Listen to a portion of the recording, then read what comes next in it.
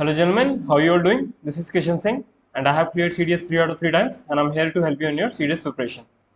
So आज हम अपने फिजिक्स में एक नया चैप्टर पढ़ेंगे हमारे फिजिक्स का, ठीक है, जो है इलेक्ट्रिसिटी। काफ़ी इंपॉर्टेंट चैप्टर है, हर बार एग्जामिनेशन में सीडीएस के इससे क्वेश्चंस आते हैं, ठीक है। इलेक्ट्रिसिटी, तो बेसिकली इलेक्ट्रिसिटी या फिर इलेक्ट्रिक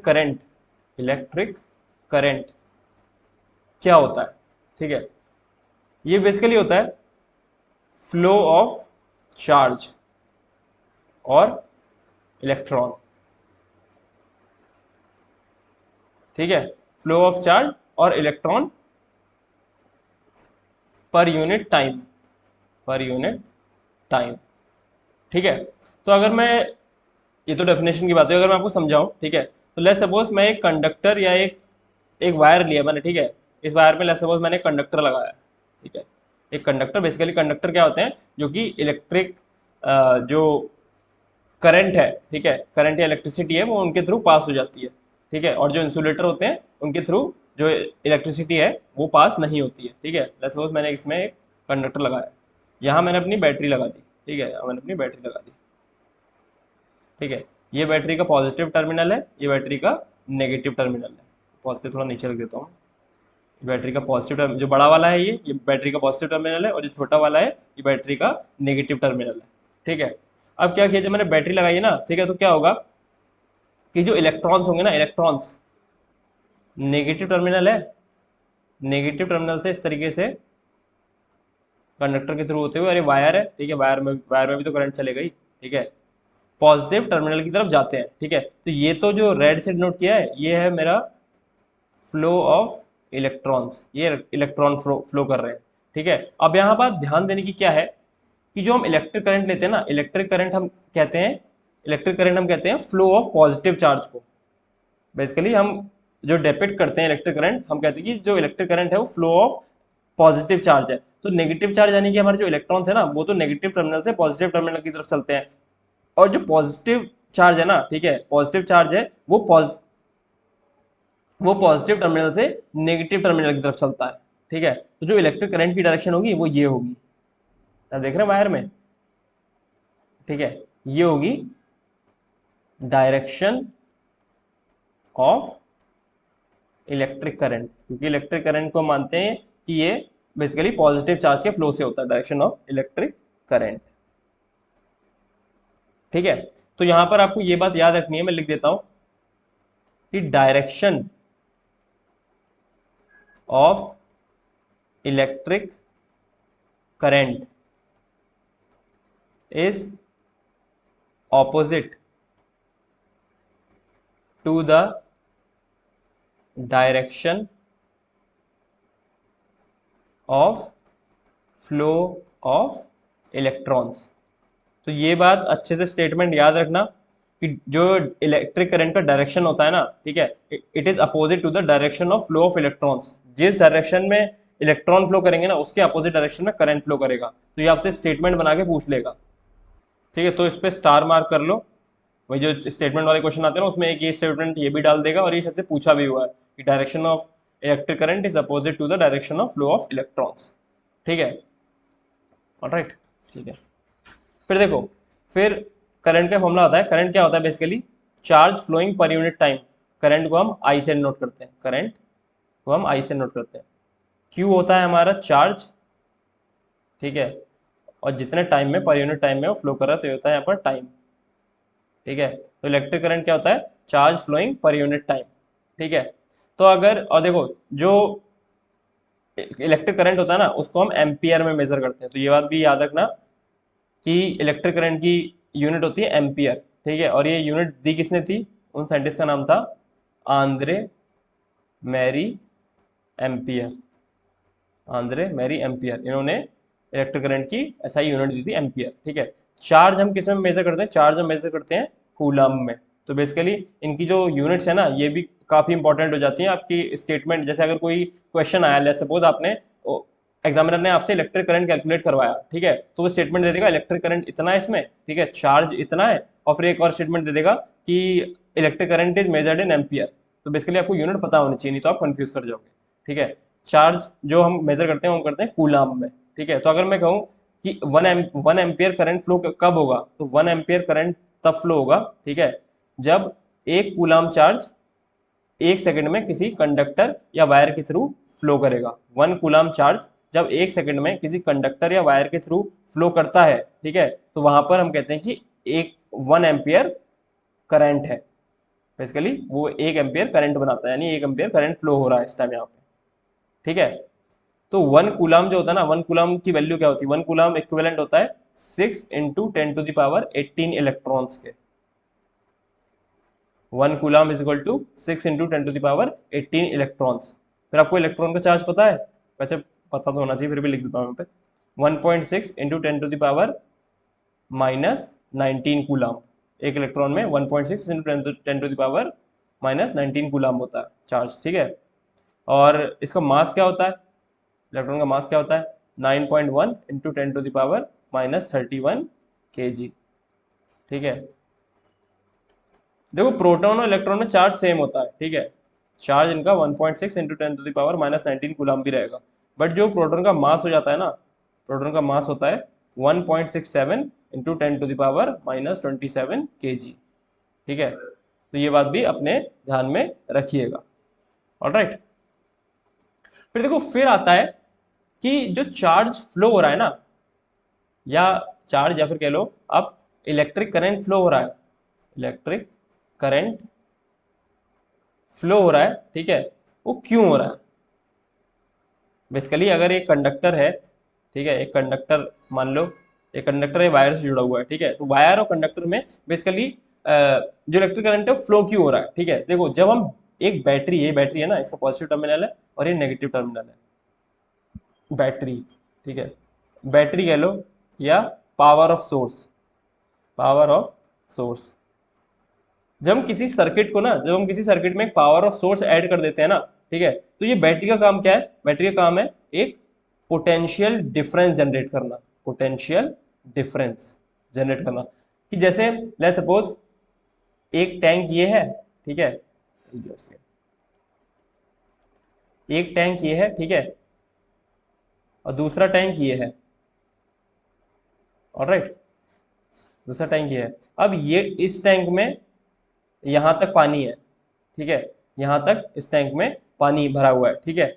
अब और ये वाला टैंक जो है बेसिकली खाली समझ लो, या इसमें इस लेवल से कम पानी है। तो अगर मैं यहाँ पर एक स्टॉप कॉक वगैरह लगा दूं, ठीक है, और इसको मैं अगर ओपन करूं ना, अभी वाटर फ्लो नहीं हो रहा, वाटर यहाँ तक भरा हुआ है, ठीक है, अगर मैं इसको ओपन कर दूं तो वाटर क्या होगा, वो इसमें फ्लो करने लग जाएगा, ठीक है, फ्लो करने लग जाएगा बेसिकली। तो यहाँ पर एक पोटेंशियल डिफरेंस हो गया, पोटेंशियल का डिफरेंस, इधर इधर ज्यादा पोटेंशियल था वाटर का, ठीक है, इधर बहुत कम था। ये मैंने आपको ऑलरेडी पहले पढ़ा रखा है ये सारी चीजें, ठीक है, जब हमने बायो पढ़ी थी तो उसमें मैंने पढ़ाया था, ठीक है। तो बेसिकली ये तो हम कॉमन सी बात समझ रहे हैं कि वाटर यहाँ से यहाँ फ्लो होगा। इसी तरीके से जब हम एक बैटरी लगाते हैं ना, बैटरी, ठीक है, जब हम बैटरी लगाते हैं तो एक पोटेंशियल डिफरेंस डेवलप कर देती है, ठीक है, एक जगह बना देगी वो पॉजिटिव और एक जगह बना देगी वो नेगेटिव, ठीक है। अब जो पॉजिटिव से नेगेटिव जो इलेक्ट्रॉन होते हैं ना, ठीक है, वो नेगेटिव चार्ज के होते हैं, अब वो पॉजिटिव की तरफ मूव करना शुरू कर देते हैं, ठीक है। और जब वो पॉजिटिव की तरफ मूव करना शुरू कर देंगे ना, ठीक है, तो हमारा जो है इलेक्ट्रिक जो करंट है वो बेसिकली फ्लो होना शुरू हो जाएगा, ठीक है। तो बैटरी का क्या काम है, बैटरी का काम है पोटेंशियल डिफरेंस जनरेट करना, ठीक है, पोटेंशियल डिफरेंस जनरेट करना, ऑलराइट।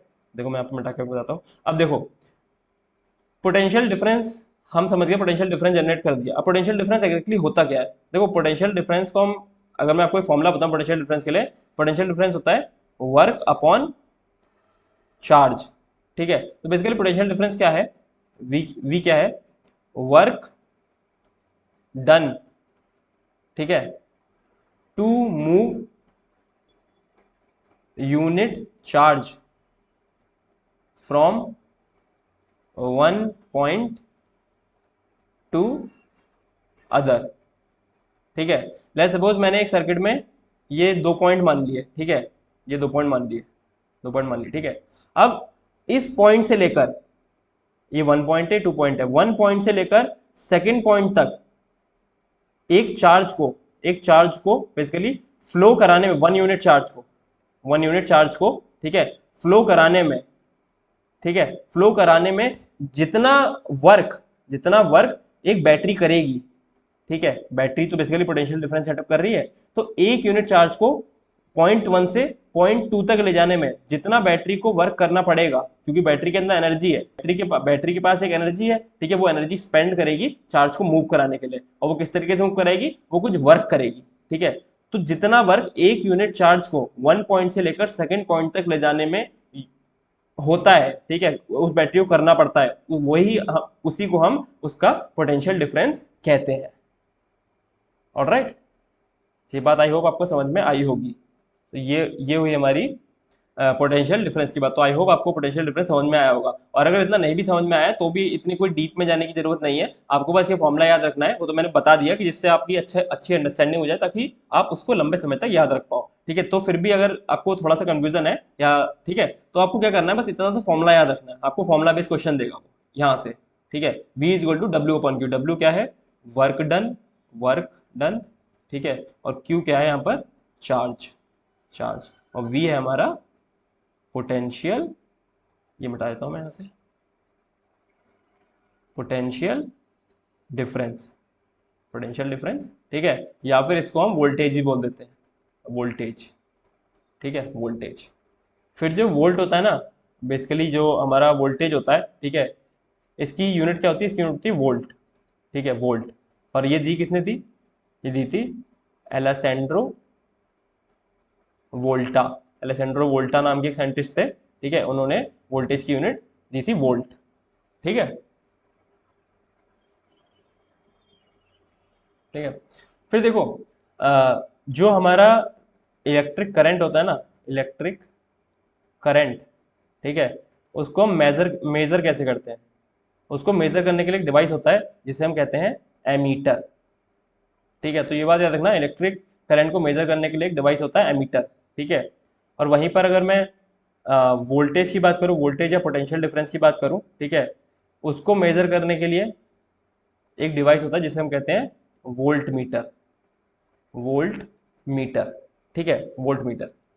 फिर देखो यहाँ पर बेसिकली जो क्वेश्चन बन सकता है वो कहाँ कहाँ से बन सकता है, दो तीन जगह से यहाँ पर क्वेश्चन बन सकता है, इस वाले पार्ट से, इलेक्ट्रिक करंट के मतलब एमीटर और वोल्ट मीटर वाले पार्ट से, ठीक है, बताता हूँ। देखो लेट्स सपोज हमारा एक सर्किट है, ठीक है, सर्किट है, ये बैटरी लगा दी हमने, ठीक है, और यहाँ पर मैंने अपना एमीटर लगा दिया, ठीक है, एमीटर लगा दिया, और क्या बोलते हैं, यहाँ पर मैंने एक बल्ब लगा दिया, ठीक है, बल्ब लगा दिया, और यहाँ पर मैंने की लगा दी, मतलब बेसिकली स्विच लगा दिया है, ठीक है। स्विच को हम मतलब बेसिकली साइंटिफिक भाषा में जो अपना फिजिक्स में हम यूज़ करते हैं, ठीक है, वो इस तरीके से नोट करते हैं, ठीक है। तो ये बेसिकली यहाँ पर की है, ठीक है, मैंने एक स्विच लगा दिया, ठीक है। अब देखो यहाँ पर क्या हो रहा है कि यहाँ पर एक करंट एक फ्लो हो रहा होगा इसमें से, ठीक है, एक करंट फ्लो हो रहा होगा, ठीक है, ऑलराइट। तो ये आपने देखा ना, जो हमारा एक डिवाइस है, हमने एक डिवाइस मान लिया, ठीक है, बेसिकली बल्ब मान लिया, ठीक है। तो बेसिकली जो एमीटर लगता है ना, एमीटर, ठीक है, एमीटर को हम सीरीज में लगाते हैं। सीरीज में क्या है, जब एक ही वायर पे, बेसिकली एक ही वायर में, एक ही लाइन में, आप कॉमन भाषा में समझो, एक ही वायर पे एक ही लाइन में, ठीक है, हमारा एमीटर और कोई डिवाइस लगाओ ना, तो हम कहते हैं कि वो सीरीज में लगा हुआ है, सीरीज में लगा हुआ है, ठीक है। तो हम बेसिकली जो एमीटर होता है उसको हम सीरीज में लगाते हैं, तो यह बात याद रखना, यूज्ड इन सीरीज, ठीक है। और वहीं अगर मैं वोल्ट मीटर की बात करूँ ना, तो वोल्ट मीटर इस तरीके से ये सर्किट बनाता हूँ फटाक से, ठीक है, सर्किट बना दिया मैंने, पॉजिटिव टर्मिनल, ठीक है, ये वोल्ट मीटर है, इसको जो ऐसे करके, ठीक है, ये मान लो हमारा ये बल्ब वगैरह जो भी लगा हुआ है, ठीक है। जो वोल्ट मीटर लगेगा ना, वो यहाँ इस तरीके से बेसिकली एक वायर यहाँ से जाएगा और एक वायर यहाँ से जाएगा, और ये बेसिकली अब ये अरेंजमेंट, इस टाइप का अरेंजमेंट जो होता है ना, उसको हम कहते हैं पैरेलल अरेंजमेंट। तो जो वोल्ट मीटर लगता है ना, वो पैरेलल में लगता है, ठीक है। तो ये बात याद रखना, एमीटर को हम सर्किट में सीरीज में लगाते हैं और वोल्ट मीटर को हम पैरेलल में लगाते हैं, ठीक है, ऑलराइट। फिर यहाँ पर एक जो दूसरा क्वेश्चन बनता है ना, बहुत ही फेमस क्वेश्चन है, बहुत ज्यादा फेमस क्वेश्चन बनता है, ये स्कूल में आप सबने पढ़ा होगा, अगर ट्वेल्थ में आपने साइंस ली थी, 11th 12th में, ठीक है, कि एक हमारा डिवाइस होता है गैल्वेनोमीटर या गैल्वेनोमीटर, ठीक है। इस गैल्वेनोमीटर को हम एमीटर की तरह भी यूज कर सकते हैं और वोल्ट मीटर की तरह भी यूज कर सकते हैं, ठीक है। तो अगर हमें इस गैल्वेनोमीटर को एमीटर की तरह यूज करना है ना, तो हमें क्या करना होगा, ठीक है।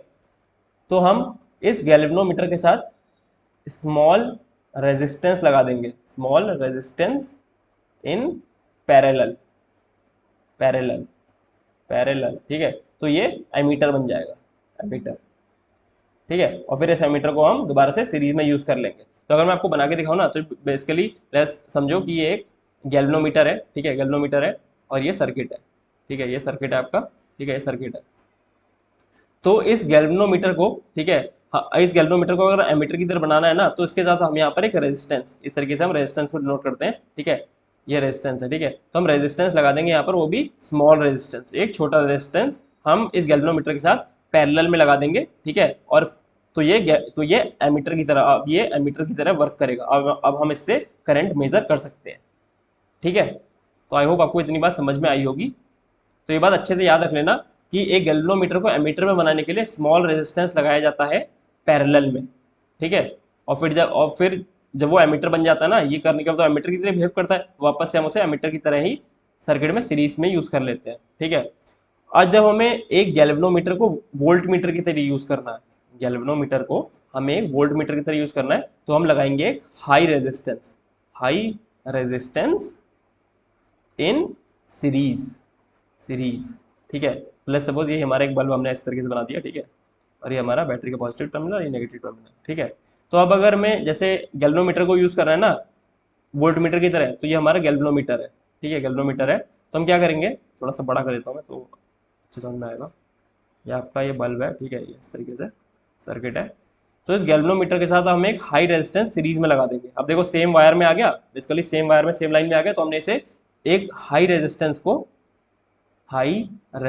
को सीरीज में लगा दिया है, ठीक है, हाई रेजिस्टेंस को। और अगर लोगों को समझ में नहीं आना रेजिस्टेंस क्या होता है, बेसिकली वैसे इतना तो पता ही होगा रेजिस्टेंस क्या होता है। रेजिस्टेंस मतलब बेसिकली एक एक इस तरीके का डिवाइस कह लो, ठीक है, जो कि इलेक्ट्रिक करंट के या इलेक्ट्रिक चार्ज के, ठीक है, फ्लो को रेजिस्ट करता हो, फ्लो को रेजिस्ट करता हो, ठीक है। तो एक रेजिस्टर या रेजिस्टेंस हम बेसिकली कहते हैं ऑब्स्टेकल, ठीक है, इन इन फ्लो ऑफ इलेक्ट्रिक करंट, जो इलेक्ट्रिक करंट के बहने के मार्ग को अवरुद्ध करे, रोके, ठीक है, उसको हम बेसिकली रेजिस्टेंस कहते हैं, ठीक है। या इलेक्ट्रिक करंट कह लो, या फिर जो चार्ज के फ्लो को, इलेक्ट्रॉन के फ्लो करने का जो टेंडेंसी है, इलेक्ट्रॉन फ्लो कर रहे हैं ना, ठीक है, उसके पाथ को ऑब्स्ट्रक्ट करे, ठीक है, उनको बहने से रोके, उनको फ्लो करने से रोके, ठीक है। तो ऐसे इस चीज को हम रेजिस्टेंस बोलते हैं। और जो जो डिवाइस रेजिस्टेंस बेसिकली प्रोवाइड करता है ना, उस चीज को हम रेजिस्टर बोलते हैं, ठीक है। तो अभी मैं आपको पढ़ाऊंगा रेजिस्टर क्या होता है आगे, ठीक है।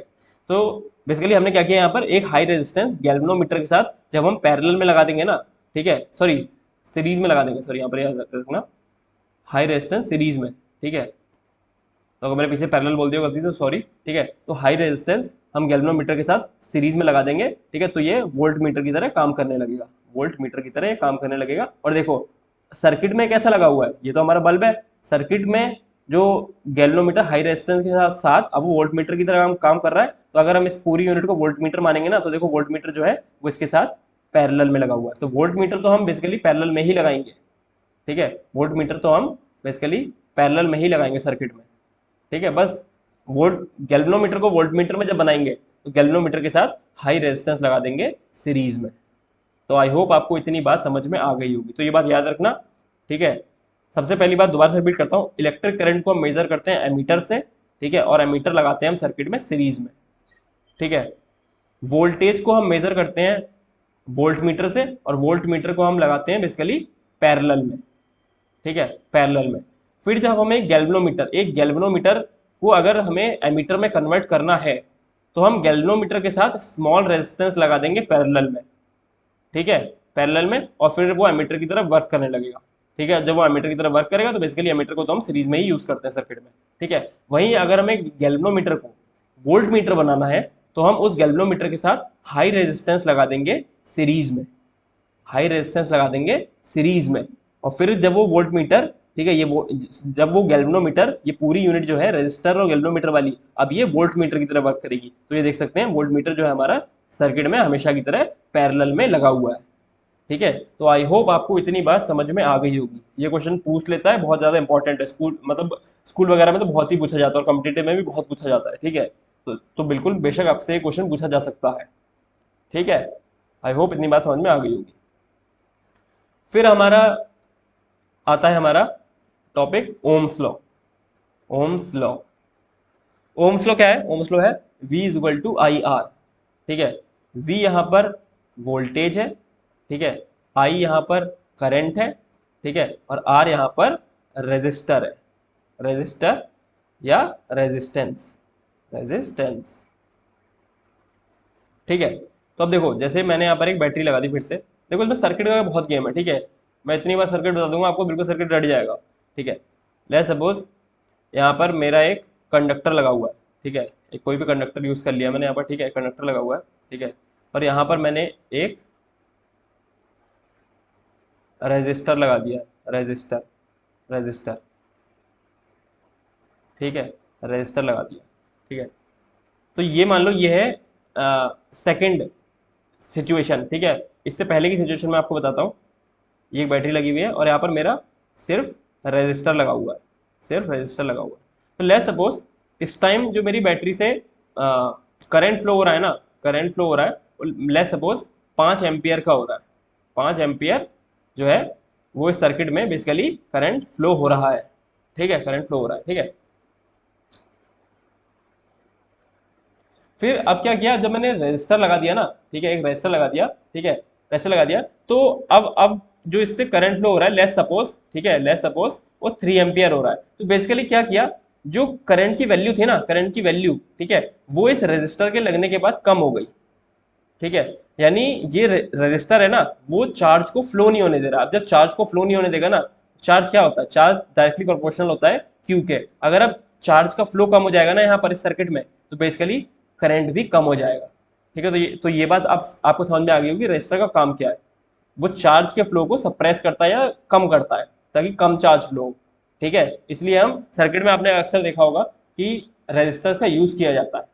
ठीक है, अगर कहीं पर किसी डिवाइस को कम करंट की जरूरत है ना, तो वहां पर हम रजिस्टर का यूज करते हैं, जिससे कि जो ऑप्टिमम अमाउंट का करंट है, बैटरी लेस सपोज ज्यादा करंट जनरेट कर रही है, ठीक है, बट हमारे डिवाइस को कम चाहिए, तो वहां पर एक उसी हिसाब से एक रजिस्टर लगा देते हैं। ठीक है, जिसकी वजह से हमारे अब सर्किट में कम करंट फ्लो होने लगता है। ठीक है, तो आई होप आपको इतनी बात समझ में आई होगी।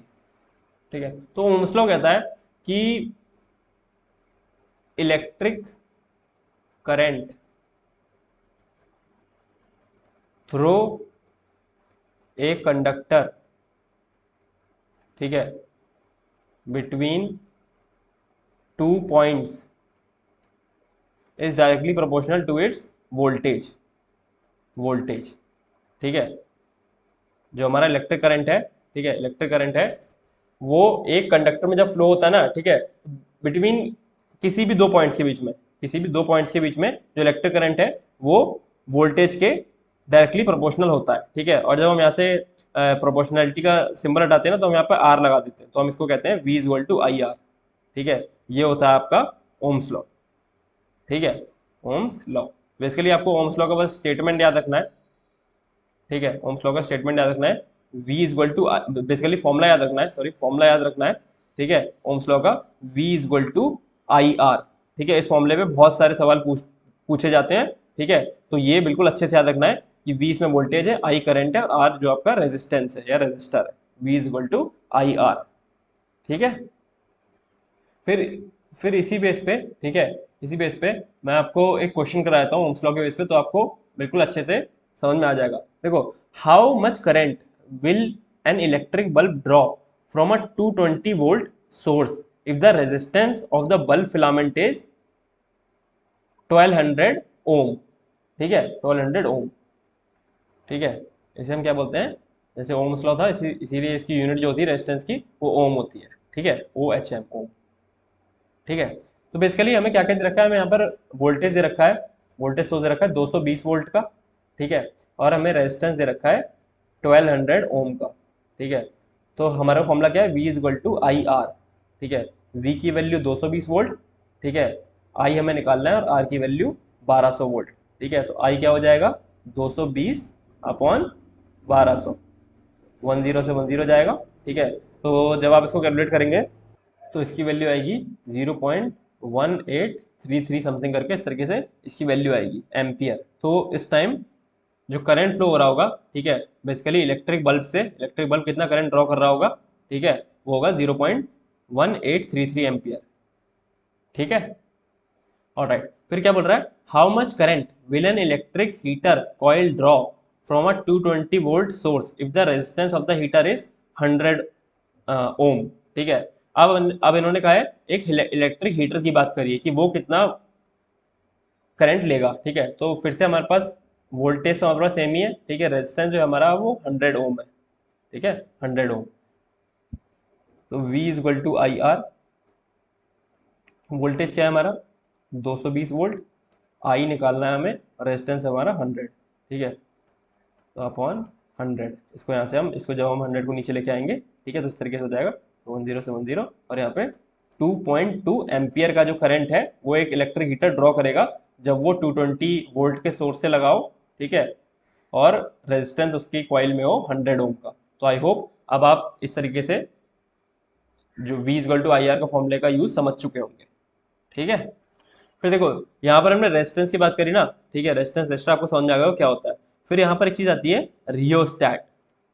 रियोस्टैट बेसिकली, रियोस्टैट क्या है, रियोस्टैट होता है वेरिएबल रेजिस्टर। वेरिएबल रेजिस्टर, ठीक है, वेरिएबल रेजिस्टर। तो देखो जो एक नॉर्मल रेजिस्टर होता है ना, नॉर्मल रेजिस्टर जो होता है आपका, ठीक है, नॉर्मल रेजिस्टर होता है, उसकी वैल्यू फिक्स होती है। जैसे सपोज 2 ओम का रेजिस्टर है, 5 ओम का रेजिस्टर है, 10 ओम का रेजिस्टर है। तो अगर एक सर्किट है, जैसे एक बल्ब लगा हुआ है, ठीक है, सर्किट में, और यहाँ पर एक बैटरी लगी हुई है, ठीक है, और एक रेजिस्टेंस लगा हुआ है यहाँ पर, ठीक है, एक रेजिस्टर लगा हुआ है। ठीक है, तो अगर आपको जो करंट फ्लो हो रहा है ना, करंट फ्लो हो रहा है इससे, अगर उसको आपको चेंज करना है ना, इस सर्किट में कितना करंट फ्लो होगा, तो उसको चेंज कराने के आपके पास दो तरीके हैं। या तो आप बैटरी बदल दो, या फिर जो पावर सोर्स है उसको चेंज करो, या फिर आप रेजिस्टर को चेंज करो। तो बेसिकली आपको क्या करना पड़ेगा, आपको बेसिकली बैटरी यहाँ से रिमूव करनी पड़ेगी, दूसरी बैटरी लगानी पड़ेगी, या फिर रेजिस्टेंस निकालना पड़ेगा और दूसरा रेजिस्टेंस लगाना पड़ेगा। ठीक है, तो आई होप आपको इतनी बात समझ में आई होगी। अगर हमें इलेक्ट्रिक करंट चेंज करना है एक सर्किट में, या तो बैटरी आप बदलो, या फिर उसका जो रेजिस्टेंस लगा हुआ है 10 की जगह अगर आपको करंट कम करना है तो आप 20 का लगाओगे। अगर करंट बढ़ाना है आपको, ठीक है, तो अगर पहले 10 लगा हुआ है तो हो सकता है 5 लगाओ, 5 ओम का रेजिस्टर लगाओ। ठीक है, तो ये करना पड़ता है। इस सब झंझट से बचने के लिए, इन सब झंझट से बचाने के लिए हमारे पास एक डिवाइस होता है, ठीक है, जिसको हम रियोस्टैट कहते हैं। ये basically variable resistor, variable resistance होता है। इस तरीके से, इस तरीके को जिसका सिंबल होता है, इससे हम इसको नोट करते हैं। बेसिकली इसमें ना, इसमें सिर्फ आपको कुछ कीज होती है ना, उन कीज को आप बेसिकली जब एक पॉइंट से दूसरे पॉइंट पे लगाओगे ना, ठीक है, तो वहां से इस तरीके से कुछ रेजिस्टेंस के मार्क होते हैं। ठीक है, तो रेजिस्टेंस यहाँ से आप चेंज कर सकते हो। तो अगर आप एक ही सर्किट बल्ब लगा हुआ है, ठीक है ये आप रियोस्टैट लगाओगे ना, ठीक है, और ये बैटरी लगी हुई है, या वोल्ट या पावर का सोर्स लगा हुआ है, तो बेसिकली आप यहीं से इस सर्किट में लगे लगे ही आप करंट के फ्लो को चेंज कर सकते हो। बेसिकली करंट जितना फ्लो कर रहा है उसको आप चेंज कर सकते हो, कम कर सकते हो, बढ़ा सकते हो। आपने रियोस्टैट लगा दिया, वेरिएबल रेजिस्टर है, उसी के अंदर से आप, उसी डिवाइस से आप रेजिस्टेंस जितना उस आपको सर्किट में चाहिए उस हिसाब से उसको आप चेंज कर सकते हो। तो रियोस्टैट एक वेरिएबल रेजिस्टर होता है। ठीक है, तो स्टेटमेंट की फॉर्म में आपसे पूछ सकता है कि रियोस्टैट, ठीक है, can rheostat is a variable resistor. तो आपको बेसिकली पता होना चाहिए कि रियोस्टैट होता क्या है। ऑलराइट, फिर जो हमारा रेजिस्टेंस चल रहा है ना, रेजिस्टेंस या रेजिस्टर, देखो रेजिस्टेंस, ठीक है, रेजिस्टेंस जो है ना, बेसिकली एक, लेट्स सपोज एक रेजिस्टर है, ठीक है, ये तो हम इसको डिनोट करते हैं, पर रेजिस्टर कुछ आपको इस तरीके का दिखाई देगा। ठीक है, इस तरीके का आपको रेजिस्टर एक दिखाई देगा। ठीक है, तो एक रेजिस्टर है, तो रेजिस्टर का जो रेजिस्टेंस है ना, रेजिस्टर तो डिवाइस है और उसके अंदर रेजिस्टेंस है, ये बात आपको समझ में आ रही होगी। तो जो रेजिस्टेंस होता है एक रेजिस्टर का, वो किस किस चीज पे डिपेंड करता है। देखो एक तो वो डिपेंड करता है उसका जो बिल्ट है ना, बिल्ट मटेरियल क्या है। ठीक है, बिल्ट मटेरियल क्या है, किससे बना है, वो उसको हम डिनोट करते हैं रो से। ठीक है, इसको हम कहते हैं रेजिस्टिविटी। रेजिस्टिविटी बेसिकली उस मटेरियल की रेजिस्टिविटी, ठीक है, जो मटेरियल है उसकी रेजिस्टिविटी को हम रो से डिनोट करते हैं। ठीक है, फिर ये डिपेंड करता है लेंथ पे। ठीक है, वो डिनोट करता है लेंथ पे, और ये डिपेंड करता है जो रेजिस्टेंस है लेंथ पे डिपेंड करता है, और डिपेंड करता है एरिया पे। तो लेंथ के तो डायरेक्टली प्रोपोर्शनल है, और एरिया के इनवर्सली प्रोपोर्शनल है। यानी अगर आप एक रेजिस्टर की, ठीक है, लेंथ को बढ़ाओगे तो उसमें रेजिस्टेंस बढ़ेगा, और अगर वहीं आप उसका एरिया बढ़ाओगे तो रेजिस्टेंस घटेगा। अभी सब समझ में आएगा, मैं आपको क्वेश्चन भी करवा के दिखाऊंगा इस पर। ठीक है, तो सब समझ में आएगा। तो यहाँ पर बेसिकली आप फॉर्मूला याद रखना, R is equal to rho L upon A, ठीक है, R is equal to rho L upon A, rho into L upon A, ठीक है, इस तरीके से भी लिख सकते हैं इसको, रो इंटू एल अपॉन ए। तो यहाँ पर मैं आपको एक क्वेश्चन करवा के दिखाता हूँ, ठीक है, उससे आपको बिल्कुल एग्जैक्ट समझ में आ जाएगा। तो ये हमारा क्वेश्चन है, ठीक है, तो इसमें क्या करा है, resistance of a metal of length, तो यहाँ पर लेंथ लिख ली हमने 1 मीटर है, ठीक है, लेंथ जो है 1 मीटर है, ठीक है, इज 26 ओम, रेजिस्टेंस जो है, ठीक है, रेजिस्टेंस जो है आर की वैल्यू है 26 ओम, ठीक है, if the diameter of the wire is 0.3 mm, diameter wire का क्या है 0.3 mm यानी मिलीमीटर, ठीक है, तो हमसे पूछा है रेजिस्टिविटी उस मेटल की क्या होगी, जो जिस मेटल का बेसिकली रेजिस्टेंस बना हुआ है, ठीक है, उसकी रेजिस्टिविटी क्या होगी, ठीक है। तो बेसिकली देखो ये बात याद रखना, वायर का एरिया होता है ना, एरिया लिख दो यहाँ पे, एरिया ऑफ वायर वो होता है पाई आर स्क्वायर, ठीक है, तो ये बात याद रखना, एरिया ऑफ वायर क्या होता है पाई आर स्क्वायर, ठीक है। तो यहाँ से मैं रेजिस्टेंस क्या होता है रो एल अपॉन ए, ठीक है, तो यहाँ से मैं रो की वैल्यू लिख सकता हूँ R into A upon L, यानी रेजिस्टिविटी होती है ना रो, ठीक है, तो रेजिस्टेंस कितना है 26, ठीक है। तो यहाँ पर ये बात याद रखना कि ये डायमीटर दिया हुआ है, ठीक है, ये डायमीटर दिया हुआ है यहाँ पर 0.3 mm, और यहाँ पर रेडियस बोला है, तो रेडियस क्या होता है डायमीटर बाई 2, ठीक है, डायमीटर बाई 2, तो यहाँ पर मैं रेडियस की वैल्यू लिख दूंगा 0.3 mm कितना होता है 10⁻³ अपॉन 2 का होल स्क्वायर, ठीक है, इंटू हमारा जो पाई है, अपॉन लेंथ कितनी है 1 मीटर, ठीक है। तो यहाँ से जब आप कैलकुलेट करोगे तो आपका बेसिकली आ जाएगा 13 इंटू 0.3 मतलब 0.09 इंटू 10⁻⁻6 इंटू पाई, ठीक है। तो इसको आप जब कैलकुलेट करोगे तो ये लिख सकता हूँ मैं 39 जा कितना होता है, 39 जा होता है आपका 117 117 इंटू 10⁻⁻8 और इंटू पाई। तो ये कैलकुलेट बेसिकली कर लेना, पाई से कर लेना, कोई दिक्कत नहीं है, ठीक है। इसकी यूनिट क्या होती है ओम मीटर, तो रेजिस्टिविटी की यूनिट क्या होती है ये भी याद रखना, ध्यान में रखना, बेसिकली याद रखने की जरूरत नहीं है, ओम मीटर, ओम मीटर रेजिस्टिविटी की यूनिट होती है ओम मीटर। तो ये तो बेसिकली क्वेश्चन हो गया आपका R is equal to rho L upon A पे, ठीक है, रो एल अपॉन ए पे। तो ये फॉर्मूला याद रखना, इस पे किस तरीके से क्वेश्चन आता है, ठीक है, इस डिपेंडेंस पे क्वेश्चन पूछता है, ऐसे आपसे वैल्यू तो नहीं निकलवाएगा रेजिस्टिविटी की, ठीक है, पर मैंने आपको यूज करके बता दिया, आपसे इनकी डिपेंडेंस पे क्वेश्चन पूछता है, ठीक है, जो कि नेक्स्ट क्वेश्चन है हमारा। देखो यहाँ से डायरेक्टली इसी टाइप के आपको सीडीएस में क्वेश्चन देखने को मिलेंगे, ठीक है। बेसिकली क्या कह रहा है, a wire of given material of length L and area of cross section A, ठीक है, has a resistance of 4 ohm, यानी आर की वैल्यू दे रखी है 4 ohm. What would be the resistance of another wire with the same material having length l/2 and cross sectional area of 2a। तो basically क्या किया इसने, लेंथ को हाफ कर दिया है, ठीक है, इसने कहा है कि लेंथ को जब हम हाफ कर देंगे और एरिया को डबल कर देंगे, ठीक है, तो हमारे पास नया रेजिस्टेंस क्या आएगा, ठीक है। तो रेजिस्टेंस क्या होता है रो एल अपॉन ए, ये होता है। तो यहाँ पर मुझे नया रेजिस्टेंस है उसको R2 मान लेता हूँ, ठीक है। तो मटेरियल तो सेम ही है, बेसिकली मटेरियल तो सेम ही है वायर का, ठीक है, वायर वही है, ठीक है, उसकी लेंथ और एरिया में चेंज किया, तो बेसिकली रो तो सेम रहेगा। यहाँ पर मैं सिर्फ लिखता हूँ L2 अपॉन A2, ठीक है, डिवाइडेड बाय कंपेरिजन कर रहे हैं ना पहले वाले से R1 रो L1 अपॉन A1, तो रो से रो काट दूंगा मैं यहाँ पे, तो हमें पर रिलेशन क्या मिलेगा R2 अपॉन R1, ठीक है, is equal to L2 upon L1, ठीक है, इंटू A1 अपॉन A2, ठीक है।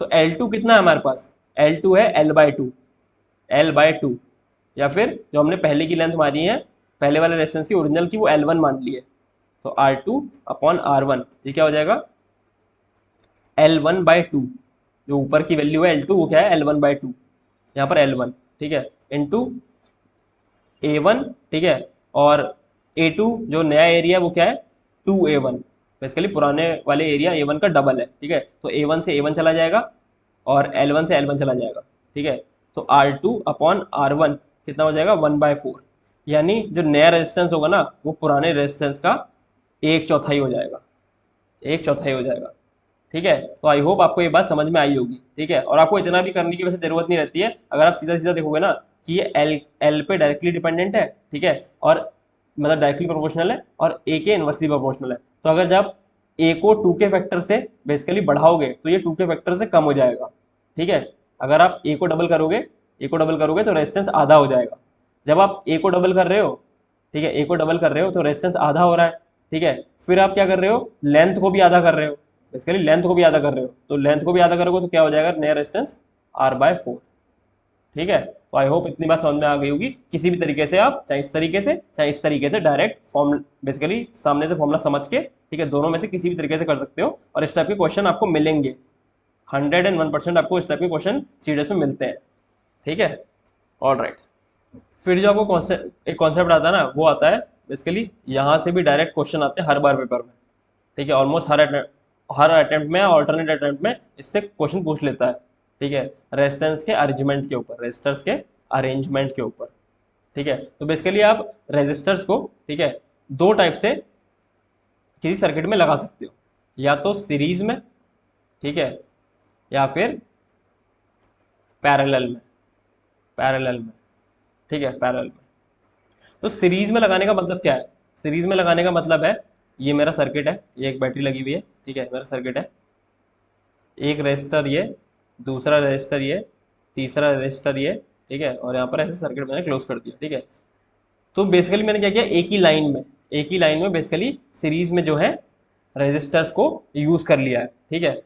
यहाँ से मैं एक लाइन बनाता हूँ, तो यहाँ से मैं आपको कंपैरिजन करके बता दूंगा क्या क्या है, ठीक है। ये पैरेलल वाला है साइड है और ये सीरीज वाला साइड है, ठीक है। तो लेट्स सपोज ये R1 है, ये R2 है और ये R3 है। तो यहाँ पर अगर मैं टोटल रेजिस्टेंस लूँ ना, इस सर्किट में रेजिस्टेंस कितना है, तो हो जाएगा R डैश, यानी टोटल रेजिस्टेंस, या RT मान लो, टोटल रेजिस्टेंस कितना हो जाएगा, R1 plus R2 plus R3,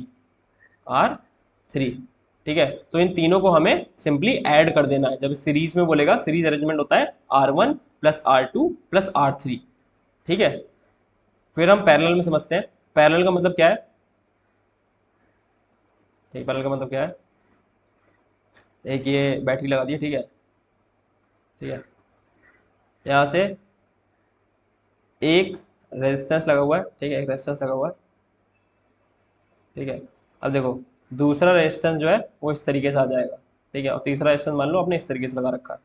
तो बेसिकली ये जो तीनों रेजिस्टेंस है ना, R1 plus R2 plus R3, ये तीनों पैरेलल में है, बेसिकली पैरेलल में लगे हुए ना, एक दूसरे के पैरेलल में लगे हुए हैं। देखो ये और ये और ये, ठीक है, पैरेलल में लगे हुए हैं, ठीक है, पैरेलल में लगे हुए हैं। तो इनको हम रेजिस्टेंस कैसे निकालते हैं, इनका हम रेजिस्टेंस निकालते हैं 1/R टोटल, ठीक है, 1/R total is equal to 1/R1 plus 1/R2 plus 1/R3, ठीक है, 1/R1 plus 1/R2 plus 1/R3। तो लेट्स सपोज, जैसे ये तो बात समझ आएगी, मैं सॉल्व करके बता दूंगा, ठीक है। उसके सॉल्व करने के लिए मैंने मान लिया कि लेट्स सपोज ये जो हमारा वायर है, जो हमारा रेजिस्टेंस है वो 5 ओम का है, ठीक है, ये वाला 10 ओम का है, ठीक है, और ये वाला जो हमारा जो रेजिस्टेंस है वो 30 ओम का है, ठीक है।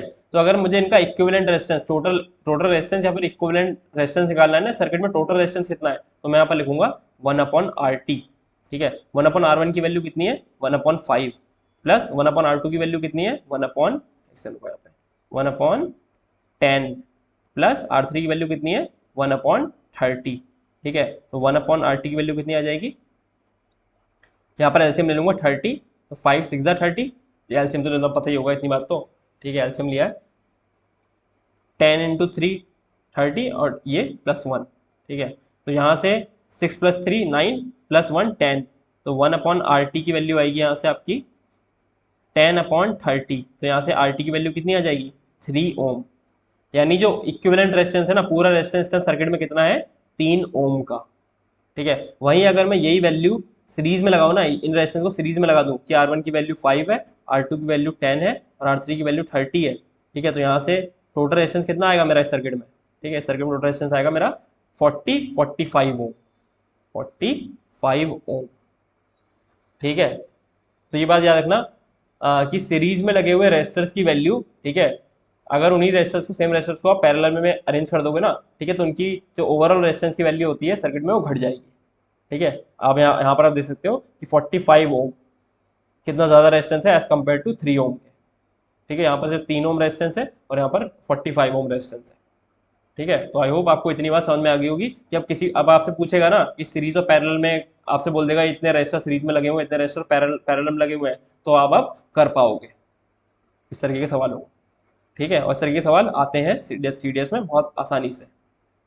ठीक है, तो यहाँ पर मैं चीज़ मिटा देता हूँ, ये सॉल्व किया मैंने, सेकंड।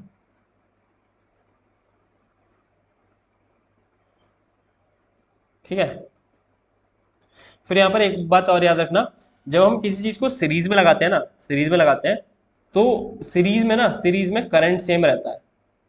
सीरीज अरेंजमेंट में करंट जो है वो सेम रहेगा। बेसिकली जो करंट फ्लो हो रहा होगा ना, जितना करंट R1 में फ्लो हो रहा होगा उतना ही करंट R2 में फ्लो हो रहा होगा, उतना ही करंट R3 में फ्लो हो रहा होगा। ठीक है, जो टोटल सर्किट में करंट रहेगा ना, ठीक है, वो सेम रहेगा हर जगह पर। ठीक है, वो सेम रहेगा हर जगह पर। ऑलराइट, और जो वोल्टेज रहेगा ना सीरीज के अरेंजमेंट में जो वोल्टेज रहेगा, ठीक है, वो डिफरेंट होगा हर जगह पे। इस रेजिस्टेंस पे वोल्टेज कुछ अलग होगा, इस रेजिस्टेंस पे वोल्टेज कुछ अलग होगा, इस रेजिस्टेंस पे वोल्टेज कुछ अलग दिखाएगा, क्योंकि V equal to I R होता है। अब आपका R तो फिक्स है, लेट्स सपोज ये R30 है। ठीक है, और मैंने बता दिया current through out the circuit same रहेगा। ठीक है, let's suppose current 5 ampere flow हो रहा है। ठीक है, तो वोल्टेज क्या आएगा इस R3 पे, 5 एम्पियर इंटू 30 ओम का ये, तो ये आ जाएगा आपका 150 वोल्ट। ठीक है, उस तरीके से इसकी वैल्यू क्या है, इसकी वैल्यू हमारी 10 है, तो करंट सेम है 5 इंटू 10, ठीक है, तो 50 वोल्ट। तो आपने देखा कि जो सीरीज में वोल्टेज रहेगा, ठीक है, वो अलग अलग रहेगा हर डिवाइस पे, पर जो करंट है वो through out the circuit same रहेगा। ठीक है, तो ये बात भी याद रखने की है कि सीरीज में जब सीरीज अरेंजमेंट होता है डिवाइसेस का, ठीक है, तो सीरीज में करंट सेम रहता है और वोल्टेज डिफरेंट रहता है। वहीं अगर मैं पैरेलल की बात करूं तो पैरेलल में वोल्टेज सेम रहेगा, पैरेलल अरेंजमेंट में वोल्टेज सेम रहेगा और करंट डिफरेंट रहेगा।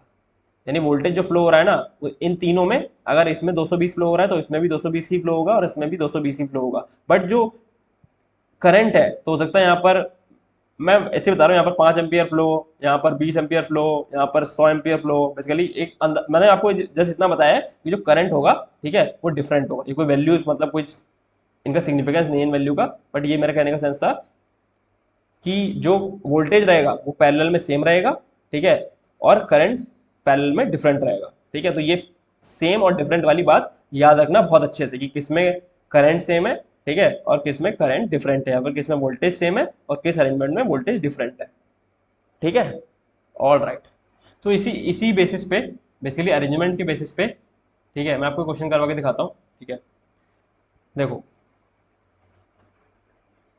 एन इलेक्ट्रिक लैम्प, ठीक है, हुज रेजिस्टेंस इज 20 ओम, एक इलेक्ट्रिक लैम्प का रेजिस्टेंस 20 ओम है, and a conductor of 4 ohm resistance, एक कंडक्टर है उसका बेसिकली R1 मान लेता हूं मैं, और जो R2 है, ठीक है, वो एक कंडक्टर है उसका जो रेजिस्टेंस है वो 4 ओम का है। ठीक है, उनको एक बैटरी यानी वोल्टेज की वैल्यू हम पास 6 वोल्ट, इससे कनेक्ट करते हैं। तो हमसे क्या क्या पूछा है, total resistance of the circuit.